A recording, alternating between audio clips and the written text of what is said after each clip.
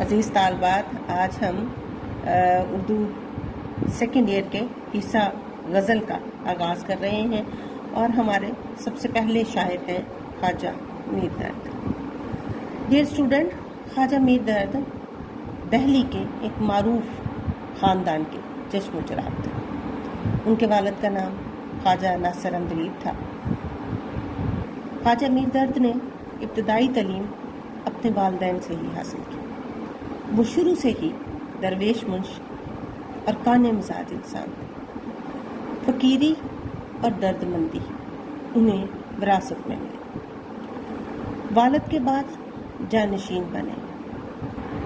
Dear student, یہ زمانہ تاریخی اعتبار سے مصائب، بیرونی حملہ آوروں، مصائب کا زمانہ تھا۔ دہلی بیرونی حملہ آوروں کی زد میں تھا۔ خواجہ میر درد کا زمانہ 1919 سے لے کے 1785 تک کا دور ہے۔ یہ وہ دور تھا جب 1758 میں دہلی میں جنگ پلاسی لڑی گئی۔ ہر طرف بد امنی، لوٹ مار اور قتل و غارت کا بازار گرم تھا۔ اس عالم میں جب دہلی اجڑ رہا تھا تو دہلی کے شعراء مختلف برصغیر کے مختلف علاقوں کا رخ کر رہے تھے، لیکن خواجہ میر درد نے ان حالات میں صبر و استقامت کا دامن مضبوطی سے تھامے رکھا اور دہلی ہی میں مقیم رہے، یہیں انتقال فرمایا۔ اردو شاعری اس سے پہلے گل و بلبل اور عشق و محبت کی باتوں سے بھری ہوئی ہے۔ خواجہ میر درد وہ پہلے شاعر ہیں جنہوں نے تصوف کو، یا دوسرے لفظوں میں اگر ہم کہیں عشق حقیقی کو، غزل کا حصہ بنایا تو بے جانا ہوگا۔ صوفی شاعر ہونے کی وجہ سے صوفیہ کی تمام صفات، صبر و توکل اور استقامت ان کے کلام میں نمایاں نظر آتی۔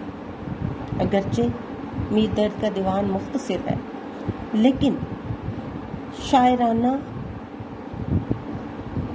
خوبیوں سے بھرا ہوا ہے۔ ان کے بیان میں سنجیدگی، رکھ رکھاؤ اور وفاداری ہے۔ میر درد باعمل صوفی تھے۔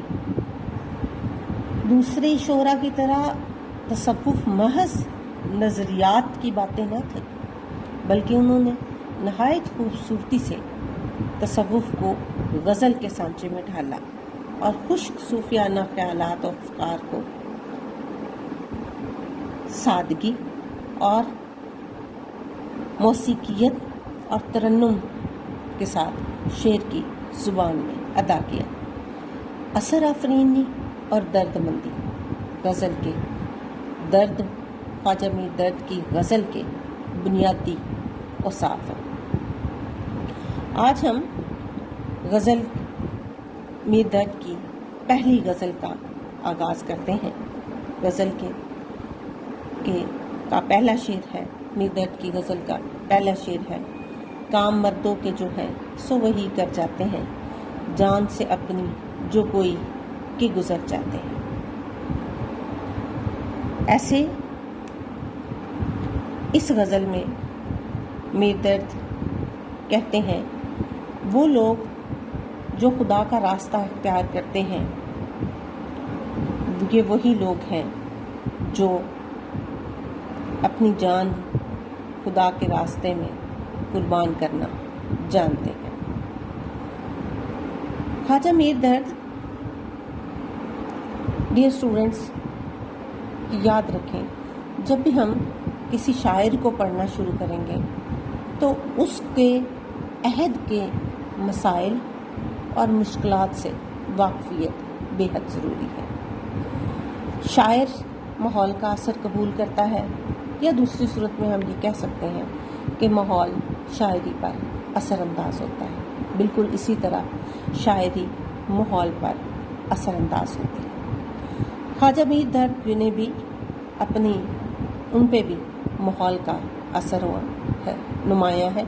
جس طرح میں نے آپ کو پہلے بتایا کہ دہلی اس وقت اجڑ رہا تھا، ہر طرف لوٹ مار اور بد امنی کا بازار گرم تھا۔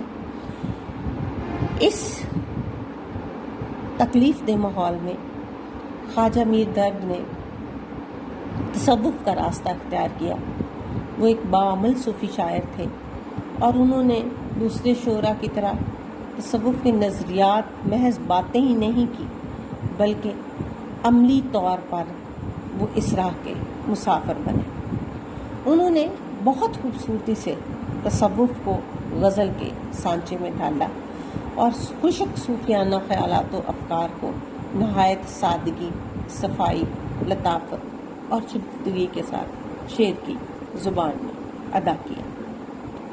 میر درد اس شعر میں بلند ہمت اور بلند حوصلہ لوگوں کی تعریف کرتے ہوئے کہتے ہیں کہ بہادروں جیسے کام وہی لوگ سر انجام دے سکتے ہیں جو اپنے مقصد اور مشن کے لیے جان کا نذرانہ پیش کرنے کی جرت رکھتے ہیں۔ یہ کام فکری ہو یا علمی، دینی ہو یا دنیاوی، ہر حال میں، ہر حالت میں سخت محنت اور مشقت کی ضرورت ہوتی ہے، اور منزل مقصود پر وہی لوگ پہنچ پاتے ہیں جو راستے کی مشکلات کو خندہ پیشانی سے برداشت کریں اور اپنے مقصد کے لیے جان کی قربانی سے گریز نہ کریں۔ بزدل اور کم ہمت لوگوں کی قسمت میں یہ بات نہیں ہوتی کہ وہ کوئی عظیم کارنامہ سر انجام دے سکے۔ خود بخود بقول شاعر، کسی شاعر نے کیا خوب کہا ہے، خود بخود ٹوٹ کے گرتی نہیں زنجیر کبھی، بدلی جاتی ہے بدلتی نہیں تقدیر کبھی۔ خود بخود ٹوٹ کے گرتی نہیں زنجیر کبھی، بدلی جاتی ہے بدلتی نہیں تقدیر کبھی۔ گویا عاشق اور بہادر لوگ اپنے مقصد کے لیے جان قربان کرنا اپنے لیے اعزاز سمجھتے ہیں اور خوشی خوشی اپنی مقصد کی راہ میں اپنی جان قربان کرتے ہیں۔ فیض نے اسی بات کو اپنی شاعری میں کس خوبصورتی سے استعمال کیا ہے۔ فیض کہتے ہیں، جس دھڑ سے کوئی مقتل میں گیا وہ شان سلامت رہتی ہے، یہ جان تو آنی جانی ہے، اس جان کی تو کوئی بات نہیں۔ تصوف کے حوالے سے اگر ہم اس شعر کا مطلب سمجھیں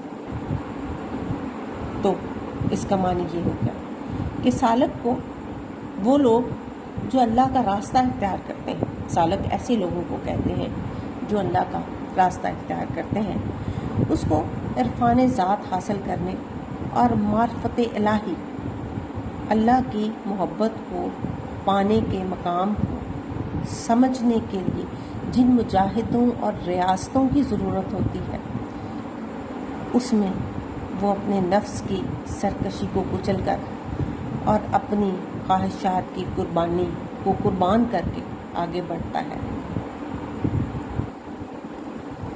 راہ سلوک کے مسافر جب اپنے نفس کو کچلتے ہیں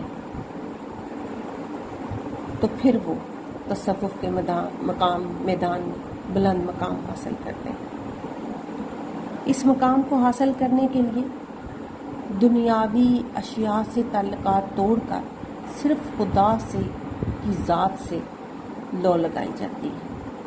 یہ نہیں ہو سکتا کہ دنیا بھی رہے اور ولایت کا مقام بھی حاصل ہو جائے۔ دنیا سے دل لگانے والے اللہ کی ذات تک نہیں پہنچ سکتے، کیونکہ دنیا فانی ہے، ختم ہو جانے والی ہے، اور اللہ کی ذات باقی رہ جائے۔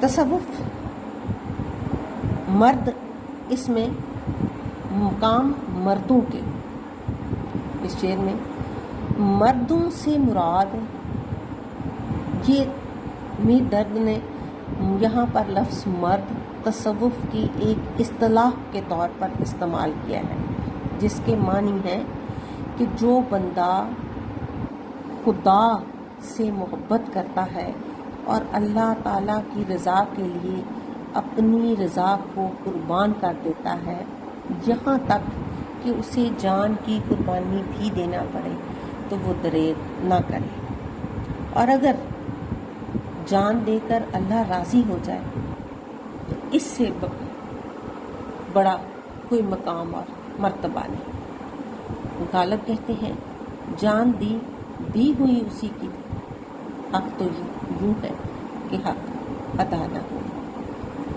جو لوگ اللہ کی محبت کا دعویٰ کرتے ہیں انہیں ہر لمحہ ہر قسم کی قربانی کے لیے تیار رہنا چاہیے، اپنی چاہتوں، خواہشوں، تمناؤں، یہاں تک کہ جان سے بھی گزرنا پڑے تو اسے اعزاز سمجھنا مردوں کا ہی شیوا ہے کہ یہی حقیقی اور جاودانی زندگی ہے۔ کھیل کوئی نہ عمر بھر کھیلے، ہم جو کھیل لیں تو جان پر کھیلیں۔ ڈیئر اسٹوڈینٹس، اس غزل کا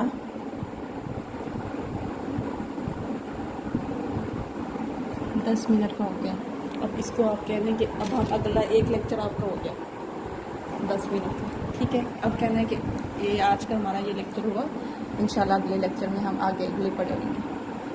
ابھی ٹھہرے میں ابھی اسٹارٹ کروں گی تب آپ نے کہنا ہے، ٹھیک ہے نا؟ ڈیئر اسٹوڈینٹس، پیارے بچوں، آج کا ہمارا لیکچر یہیں پہ مکمل ہوتا ہے۔ انشاءاللہ اگلے لیکچر میں ہم پہلی غزل کے دوسرے شعر سے اپنے لیکچر کا آغاز کریں گے۔ انشاءاللہ کل ملاقات ہوگی۔ فی امان اللہ۔